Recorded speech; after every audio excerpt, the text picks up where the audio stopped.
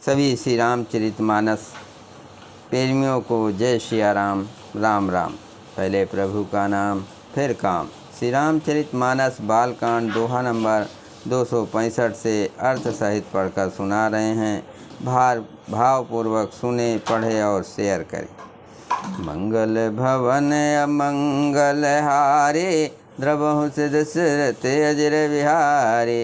राम सिया राम, जय जय राम। गौतम तिय गति सुरत करे, नहीं पर सत पग पान। मन बिह से रघुवंश मनि, प्रीत अलौकिक जान।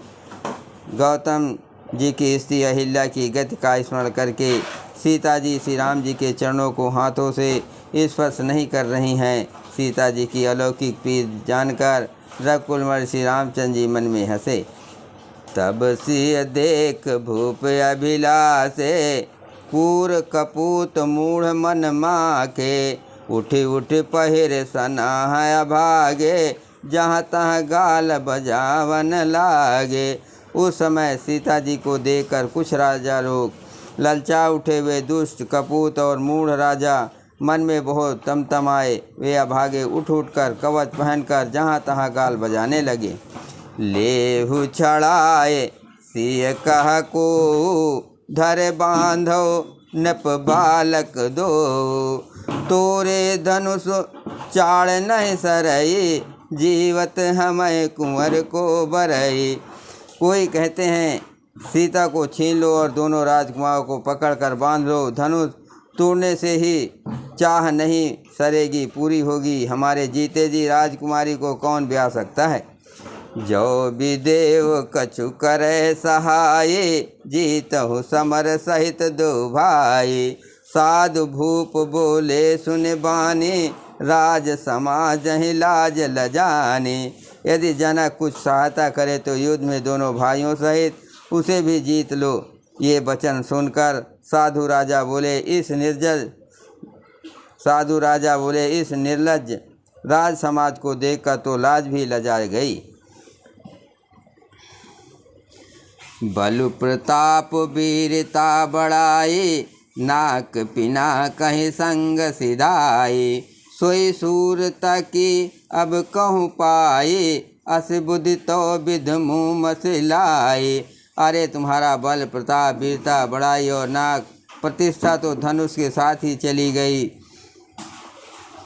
वही वीरता थी कि अब हंसी कहीं से मिली है। ऐसी दुष्ट बुद्धि है, तभी तो विधाता ने तुम्हारे मुखों पर कालिख लगा दी।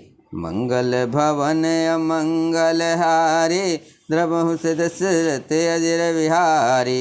देखहु राम ही नयन भरे, तज ईर्षा मद को। लखन रोष पावक प्रबल, जान सलभ जन हो। ईर्षा, घमंड और को छोड़कर नेत भर कर श्री रामचंद्र जी की छवि को देख लो। लक्ष्मण के क्रोध को प्रबल अग्नि जानकर उसमें पतंगे मत बनो। बैन ते अबल जिम चाह कागो, जिम ससु चाह नाग अरे भागो। जिम चाह कुशल अकारण कोई, सब संपदा चाहे शिव दोई। जैसे गरुड़ का भाग कौवा चाहे, सिंह का भाग खरगोश चाहे, बिना कारण ही क्रोध करने वाला, अपनी कुशल चाहे, शिव जी से विरोध करने वाला, सब प्रकार की संपत्ति चाहे। लोभी लोलुप कल कीरत चाहे, अकलंता क्या मिलई। लोभी लोलुप कल कीरत चाहे, अकलंकता की कामिलई। हरिपद विमुख परम गति चाहा, तस तुम्हारे लाल चुनर नाहा। लोभी, लालची, सुंदर कीर्ति चाहे, कामी मनुष्य निष्कलंकता चाहे तो क्या पा सकता है। और जैसे श्री हरि के चरणों से विमुख मनुष्य परम गति मोह चाहे, हे राजाओं, सीता के लिए तुम्हारा लालच भी वैसा ही व्यर्थ है। कोलाहल सुन सी सकानी, सखी लवाए गई जहरानी। राम सुभाय चले गुर पाहे, सिय स्नेह बरनत मन माही। कोलाहल सुनकर सीता जी संकित हो गई। तब सखियाँ उन्हें वहाँ ले गई जहाँ रानी सीता जी की माता श्री रामचंद्र जी के मन में सीता जी के प्रेम का बखान करते हुए स्वाभाविक चाल से गुरु जी के पास चले। रानिन सहित सोच बस सिया अब धो विविध, रानिन सहित सोच बस सिया अब धो विविध का करनिया। भूप बचन सुन इत उत तकहि लखनु राम डर बोल न सकई। रानियों सहित सीता जी दुष्ट राजाओं के दुर्वचन सुनकर सोच के बस है कि ना जाने विधाता अब क्या करने वाला है। राजाओं के वचन सुनकर लक्ष्मण जी उधर उधर ताकते हैं, किंतु श्री रामचंद्र जी के डर से कुछ बोल नहीं सकते। मंगल भवन अमंगल हारे द्रवहु दशरथ अजर विहारे। राम सिया राम जय जय राम। अरुण नयन भृगुटी कुटिल चितवत नपन सकोप। मनहु मत गजगन निरखे सिंह किशोर ही चोप। उनके नेत्र लाल और भौरे टेढ़ी हो गई और वे क्रोध से राजाओं की ओर देखने लगे। मानो मतवाले हाथियों का झुंड देखकर सिंह के बच्चे को जोश आ गया हो। खर भरु देख बिकल पुर नारे सब मिल देह मपीपन गारे। तेहि अवसर सुन सिउधन भंगा आयो भृगुकुल कमल पतंगा। खलबली देखकर जनकपुर की स्त्री यहाँ व्याकुल हो गई और सब मिलकर राजाओं को गालियाँ देने लगी। उसी मौके पर शिव जी के धनुष का टूटना सुनकर भृगुकुल रूपी कमल के सूर्य परशुराम जी आए। देख महीप सकल सकुचाने बाज झपट जनु लवा लुकाने। गौर शरीर भूत बल भाजा बाल विशाल त्रिपुंड विराजा। इन्हें देखकर सब राजा सकचा गए, मानो बाज के झपटने पर बटेर लुक छिप गए हों।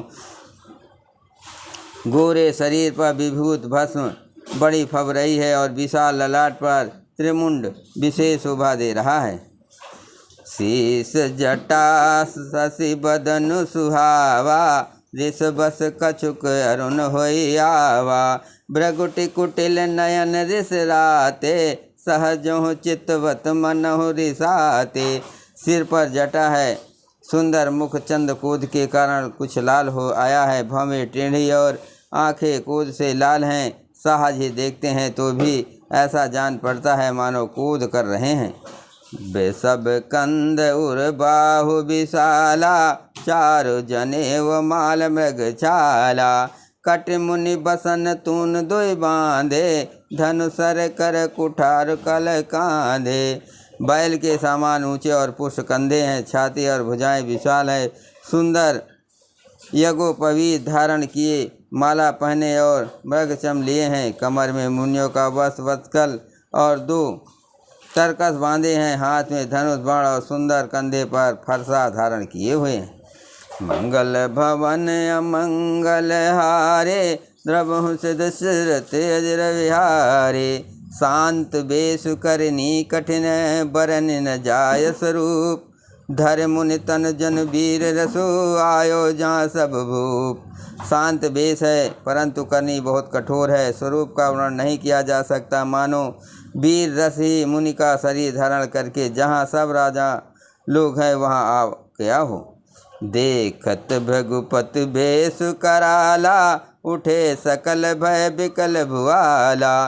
पितु समेत कही कहे निज नामा लगे करन सब दंड प्रणामा। परशुराम जी का भयानक वेश देखकर सब राजा भय से व्याकुल हो उठे, खड़े हुए और पिता सहित अपना नाम कह कह कर सब दंडवत प्रणाम करने लगे। जेहि सुभाय चितमय हितु जानी सो जाने जनु आय खुटानी। जनक बहोर आय सिरनावा सिय बुलाय प्रणाम करावा। परशुराम जी हित समझकर भी सहज ही जिसकी ओर देख लेते हैं वो समझता है मानो मेरी वायु पूरी हो गई। फिर जनक जी ने आकर सिर नवाया और सीता जी को बुलाकर प्रणाम कराया आशीष दीन सखी हरसानी, निज समाज लय गई सयानी। विश्वामित्र मिले पुण्य आए, पद सरोज मेले दो भाई। परशुराम जी ने सीता जी को आशीर्वाद दिया। सखियां हर्षित हुई और वहाँ अब अधिक देर ठहरना ठीक न समझकर वे सयानी सखियां उनको अपनी मंडली में ले गई। फिर विश्वामित्र जी आकर मिले और उन्होंने दोनों भाइयों को उनके चरण कमलों पर गिराया। रामू लखनऊ दशरथ के डोटा, दीन आशीष देख भल जोटा। राम ही चित रहे थकिलोचन, रूप अपार मार मदमोचन। विश्वामित्र जी ने कहा, ये राम और लक्ष्मण राजा दशरथ के पुत्र हैं। उनकी सुंदर जोड़ी देखकर परशुराम जी ने आशीर्वाद दिया। कामदेव के भी मद को छुड़ाने वाले श्री रामचंद्र जी के अपार रूप को देखकर उनके नेत्र थकित या स्तभित हो रहे। मंगल भवन अमंगल हारे, द्रवहु दशरथ अजर विहारी। बहुर बिलोक विदेह सन, कहो कायत भीर। पूछत जान अजान जिमें, व्याप्यु कोप शरीर। फिर सब देखकर जानते हुए भी अनजान की तरह जनक जी से पूछते हैं। फिर सब देखकर जानते हुए भी अनजान की तरह जनक जी से पूछते हैं कि कहो ये बड़ी भारी भीड़ कैसी है। उनके शरीर में कोप छा गया। समाचार कह जनक सुनाए, जहि कारण महीप सब आए। सुनत बचन फिर अनत निहारे, देखे चाप खंड मही डारे। जिस कारण सब राजा आए थे, राजा जनक ने वे सब समाचार कहा सुनाए। जनक के वचन सुनकर परशुराम जी ने फिर कर दूसरी ओर देखा तो धनुष के टुकड़े पृथ्वी पर पड़े हुए दिखाई दिए। अतिरि से बोले बचन कठोरा, कहूँ जड़ जनक धनुष कह तोरा। बेग दिखाओ मूढ़ नत आजो, उल्टो मही जहाँ लह तब राजो। अत्यंत क्रोध में भरकर वे कठोर वचन बोले, हे मूर्ख जनक, बता धनुष किसने तोड़ा, उसे सेग दिखा, नहीं तो अरे मूढ़, आज मैं जहाँ तक तेरा राज है वहाँ तक की पृथ्वी उलट दूंगा। अति डरु तरु देत न पनाहि, कुटिल भूप हर से मन माहि। सुर मुनि नाग नगर नर नारी, सोचहि सकलता सौर भारे।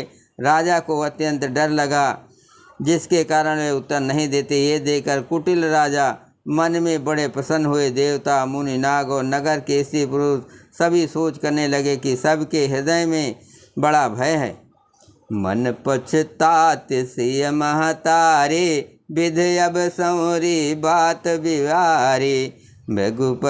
भृगुपति कर स्वभाव सुन सीता, अरध निमेष कल्प सम बीता। सीता जी की माता मन में पछता रही हैं कि हाय विधाता ने अब बनी बनाई बात बिगाड़ दी। परशुराम जी का स्वभाव सुनकर सीता जी को आधा क्षण भी कल्प के समान बीतने लगा। सभय बिलो के लोग सब, जान जान की भीर। हृदय न हरस विषाद कछु, बोले श्री रघुवीर। तब श्री रामचंद्र जी सब लोगों को भयभीत देखकर और सीता जी को डरी हुई जानकर बोले। उनके हृदय में न कुछ हर्ष था न विषाद था। बोलो सियावर रामचंद्र की जय। पवन सुत हनुमान की जय। शिव पार्वती की जय।